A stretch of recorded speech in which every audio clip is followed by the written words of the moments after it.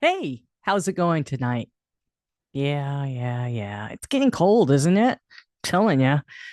Well, I'm so glad that you decided to join me today. And tonight, today, whatever day it is that you're looking at this,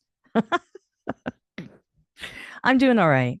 I'm doing okay. I just wanted to put something out there because I've been thinking about this and I thought this might be something appropriate while it's still Family Caregiver Month in this November of 2024.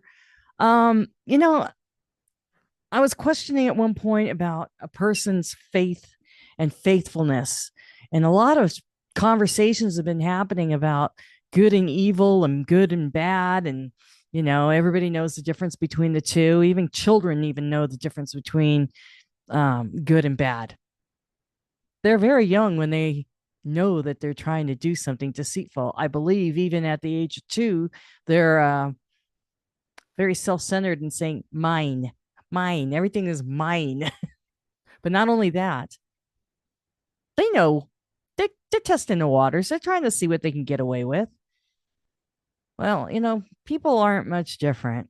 And the thing is the older we get, the more conniving it turns out, and the more, I won't say sinister, but it has a potential of going into that direction should you desire to take on that task. But if you're a person of faith and know the difference between right and wrong, chances are you will not go that direction.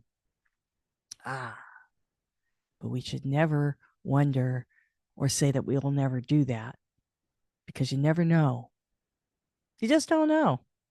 My mom, I was her caregiver for 3.5 years, 24/7 living with her for 3.5 years, but I was actually taking care of her probably, I'm guessing now. I'm thinking since loosely 2015, definitely 2016. I didn't move into her house until 2021. So, but my mom has always, for most of my life, I didn't give my life over to Christ until I was in rehab. That's right. I was a naughty girl and had to go to rehab. But, I went in as a heathen. I make jokes about it. I went in as a heathen and I came out as a believer. And that was no doing by AA or NA or CA. You take your pick. It's all a 12-step program. But with that being said, I couldn't do what the agnostics were doing, whatever your higher power is and generalizing it that way. That's okay. If that works for you, then that works for you. But it didn't work for me. I was raised in a household where we believed in God, but I was never forced to go to church or, I was not a church going person. And quite honestly, my dad had a faith that he didn't speak of, but he displayed it to me. And throughout his life, he always did something that was describing or displaying is the word I'm looking for, faithfulness, the things that he did. And I knew that he was a man of faith. He didn't go to church, but he showed me by his actions. My mom, on the other hand, said, "Oh, I know all about that. I already know about that. I know all about the Bible. I know this, and that." And you know what? She did. However, it was such a strict household that she grew up in that by the time she was able to be independent and make her own choices, she was like, "Oh, heck no. I don't want to be forced to do anything, and you can't make me do it." So her entire life, she was defiant. And when I became a believer in my late 20s, I told you I was heathen going in and believer coming out. It just clicked with me. I don't have a higher power that I want to, you know, whatever that might be. My higher power was God. It was him. But I didn't know about Jesus. And that's the difference. I always thought it was a relationship because I literally thought I was Catholic at one point because I kept going with my cousins to Catholic church when they came to visit. I went with them. So I always had a desire to have a relationship with God, but I didn't know anything because I wasn't raised in it. funny thing is, I remember my cousin had always say when it was time to get communion and you go forward, I knew all the Catholic things. I even went to catechism with them. I remember sitting in the pew. She goes, "You can't go. We're gonna go get. We're gonna go. What is it? I don't even know what it's called. Like I called it breakfast. We need to get the wafer. You can't go up there. Only we can go up there." And I always felt like, all right, I'll just sit here in the pew and I'll just kind of sit here and wait. I never understood what communion was about. I never understood the whole, wafer thing and drinking of the wine and all that stuff. And it wasn't until later on when I became a believer and, oh, is that what it was? Well, wait a minute. How come I'm being taught in a non-denominational church that it's for everybody? That's when I learned you're not a Christian, you're not a Catholic, and there's different beliefs and organized religions, if you will. And I realized something: keep it simple. And that's typically what I did. After a while, I realized keep it simple. It's between you and him, right? It's between the two of you. That's what it's about. And what you do with his son. Why am I bringing this up? Because my mom called me a Jesus freak. I don't know if it was a hard pill for her to swallow or what. So every time I tried to share something because I was excited about what I had learned or something that I wanted to share with her, yeah, Carolyn, I already know that. Yeah, I already know that. I was like, okay, well, whatever. Yeah, you don't have to tell me. I know about all this. And she did. She did know that. But it was kind of like, don't even talk to me about it. I don't need to know this. All right. The reason why I'm bringing this up is my mom and I always had a love-hate relationship. Oil and water, you know, it's just friction. And I found it easier to just kind of like, okay, you do your thing, I'll do mine. I'll see you when I see you. I didn't like it, but that's just, I kind of just dealt with it and said, okay, that's the way it is. But my mom suddenly found herself in a predicament where nobody else was around and I was around, and I ended up taking care of her. I won't go through the whole story again, but I fought it tooth and nail. Why me? Why do I have to be the one? Then I was in Dementia Care Blazers, and Dr. Natalie Edmonds had explained to me, she goes, Carolyn, she didn't just say it to me, but she said it to all the caregivers that were in a meeting, a Zoom meeting. We all have a choice. Nobody's forcing you to do this. We have a choice. Do you want to be a caregiver? Because nobody's forcing your hand at this. You can walk away. And then the question was posed, do you want to walk away? Well, no, there's nobody else to do it. Most of the people were saying. And then it really came down to it. It's like, no, this is what we do. We take care of each other. It's part of our family. My answer? It's my mom. It's what we do. Call it culture, call it something that in our in oh God, I can't even speak today.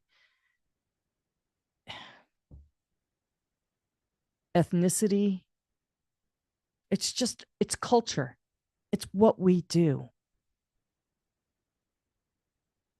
I can't imagine saying, you know what, mom?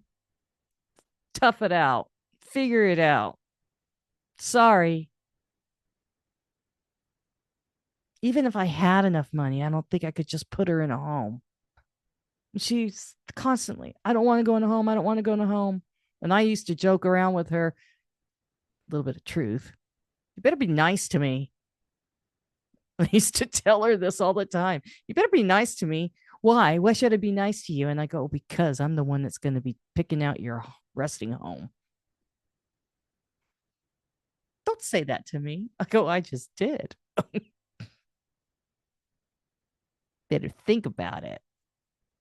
You're in bed. You can't move around. I'm in charge. Oh, we had those arguments too. Who do you think you are? This is my house. I call the shots. This is my house. Yeah. Okay. Well, I'm taking care of you. It's your house. But you're in bed and you can't move around. Oh, yeah. Yes, I can. No, you can't. I'm here because you need me and I'm here to help you. And then she tried to prove me that she can get out of bed, do things. I'm like, dude, you want to hurt yourself? Tell me matters worse. Oh, it was awful. But I'm going to compress this because I don't want to spend a lot of time here on this. But I do want to say this much. Mom showed me in my vulnerability with whatever I was going through, the stresses of taking care of her when she would have issues with incontinence and I just kind of like lost my patience or I was frustrated with something and she saw what I was going through and she kept saying how sorry she was and then all of a sudden it was like, don't worry about it, Mom, I'm going to take care of it. I'm just mentally exhausted, I'm physically exhausted, but we're going to get through this thing. And there were some times when it wasn't pretty, where I wasn't acting like an adult, where Mom wasn't acting like an adult. I mean, it was just friction. And then all of a sudden something happened and I would go to her and I would weep over something that I was going through, and I would weep to her. And she saw that my wall was down, that my wall was coming down. And she knew the heartache that I had and the pain that I was experiencing. And all of a sudden, she let her guard down. Now, that wasn't my goal. I was just in such a weakened state of vulnerability from everything that I was going through, every single thing in caregiving. I can't even begin to tell you what it was. Everything that happened in my personal life, just things in life and everyday living and dealing with the pressure. All of a sudden, Mom goes, Carolyn, there's a battle going on here, and it's a battle we can't see. But God is with you. And you feel like everything's coming down on you, and people are thinking and saying things, and you're feeling the pressure of everything. She goes, I see what you're going through. And I'm so grateful and I'm so thankful that I'm able to stay in my home and that you're able to take care of me. And I want to tell you, thank you. But I know that the reason why you're here and the reason why I'm able to be here and be taken care of by you is because God made allowances for that.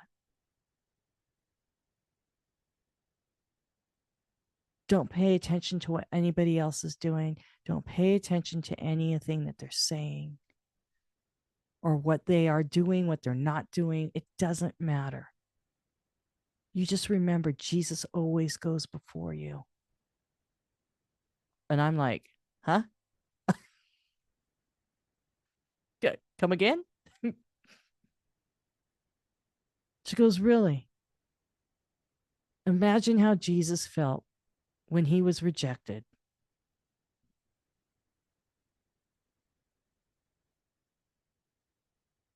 And she goes, God has you. He's already won. You're his child, and it will be okay because he has your best interest at hand. My mother, my mom was talking to me, and I was like, huh? I literally was like, are you kidding me? And the thing she said to me, I was like, I was suspicious. I know you don't remember things. I know you have short term memory issues. I also know that you keep bringing this up and you keep literally preaching to me and reminding me when I'm at my weakest points where to find my strength. And it's in him. I'm like going, wow. And the strange thing about it is, I looked at my mom and I saw that my mom was speaking to me. But I also sensed, because of the wisdom that was coming from her mouth, and because I have read the Bible and I do recognize it. That's the thing. You can recognize God's voice when you really listen, because he does speak. It's when you're still, you hear it, you recognize it. And I looked at my mom and I'm like going, man, if I didn't know any better, God is speaking through you to get to me. But I have got my attention antenna up and I'm looking at my mom going, okay, this is not my mom talking. First of all, you don't talk this way to me. Second of all, I know what you're saying is valid and it's truthful. Uh, Third, your brain hasn't worked like this for a while. So does this mean this was always important to you? Because I figured out that things that are important to her, she retained and she wouldn't let go of it.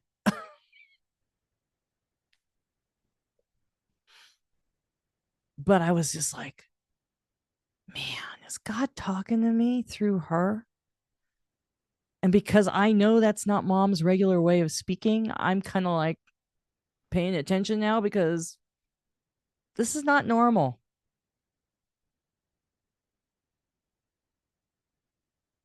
But when I saw that, I also saw a different side of my mom. She became my mom. The things she did, the things she said, and the way she was with me, I literally felt for the first time in my life. I'm 60. The first time I felt like I had a sincere, honest to God mom. Because my mom was always about her. She was very selfish. It's one of the reasons why we always argued. It was always, what's in it for her? What's in it for her? But I will give mom this much. Mom is always very thoughtful, always very thoughtful, would extend herself to anybody within reason because she set boundaries on everything. My mom was funny. Oh God. But sometimes she was just like, oh, what are you going to say now? Here's an example. It was my eldest niece's birthday, and we did video messages because they live in Hawaii. Pay attention to this one. Are you still with the same boyfriend? She's married, Mom. Oh, you're married. Well, she can still have a boyfriend. And there it God. is. Don't listen to Oma. She's naughty as ever.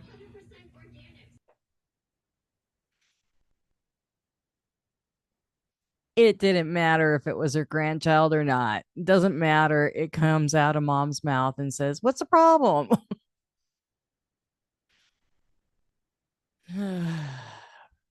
I think you actually hear it in my voice. Oh, God.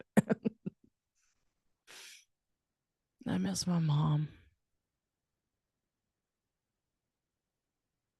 My point is, where's your faith? Because you will recognize God's voice if you listen. Sometimes you just have to be still and you can hear his voice. I'm going through something right now.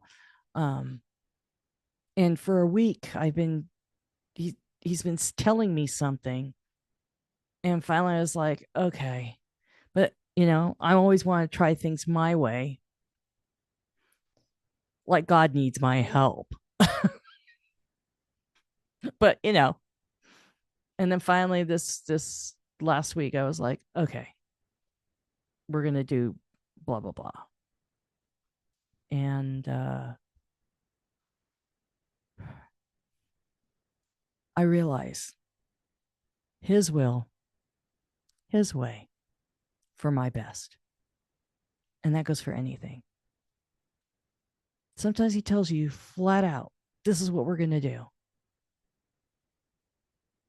Sometimes he doesn't tell you flat out. You need to recognize his voice because the faithless won't recognize anything. They'll keep trudging along on their own merit because they think they have it all in control.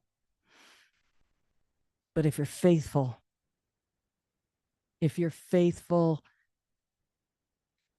you will recognize his voice and he will help you get to where you need to go. Sometimes, in an example of my mom, he uses other things and other people to speak to you. Sometimes, and I know we all have this in relationships, right? Your loved one can tell you something and you just don't hear it. Tell you something, just don't hear it. Someone else says the exact same thing, all of a sudden you hear it. Oh my gosh. Well, then your spouse gets like really irritated and ticked off at you because I've been telling you this the whole time. And we all do it. Check your faith button. And if you're in the faithlessness part, I think it's time that you should pay attention to that. It's important. This world's going to be putting a lot of pressure on people, and they're going to find out that they're going to be on their knees eventually because they're going to be needing to seek that higher power. And hopefully, that higher power in your life will be God, and that your Savior becomes Jesus Christ because he sacrificed his son for all of us. And wouldn't it be nice to have the hope of heaven? That's the gift. You don't have to earn it. It's just a gift. I was telling my mom, who knew everything, right? I just don't know if I deserve to go to heaven. Like, why do you say that? I mean, we had these conversations. She's on her deathbed, literally. I don't know if I deserve it. I said, Mom, come on. I said, is Jesus your savior? Yeah. Well, okay. Do you have the hope of heaven? Well, yeah, I hope so. I hope I'm deserving of it. I said, no one is deserving of it. No one is. That's why it's the gift. You just have to receive it. She looked at me. She goes, well, yeah. I go, yeah. So I don't know why you think I've done some bad things in my life. I go, yeah, haven't we all? But that's why it's a gift. It's a present for today. All you have to do is say, God, I want your son in my life. My mom did it. I had to reassure her. She knew it all her life. But she figured there were so many things that she had done that was so bad that she didn't deserve the hope of heaven.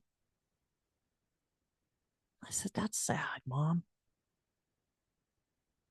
I said, one of these days, I said, you might outlive me. She goes, how can that be? And I go, I could get hit by a truck tomorrow.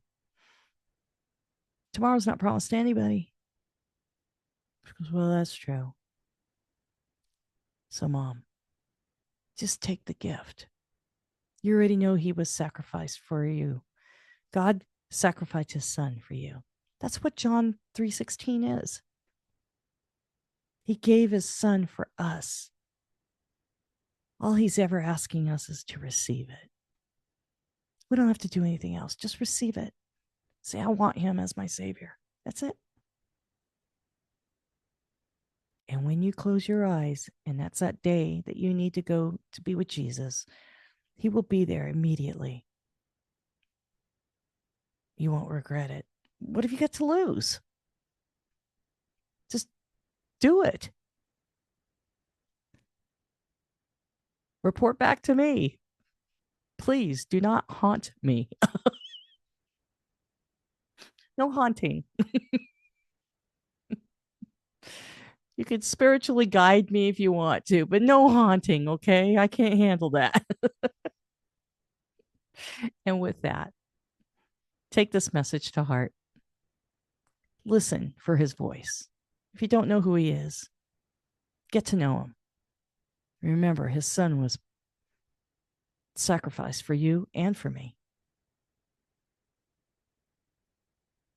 Be blessed and have a good day and a great holiday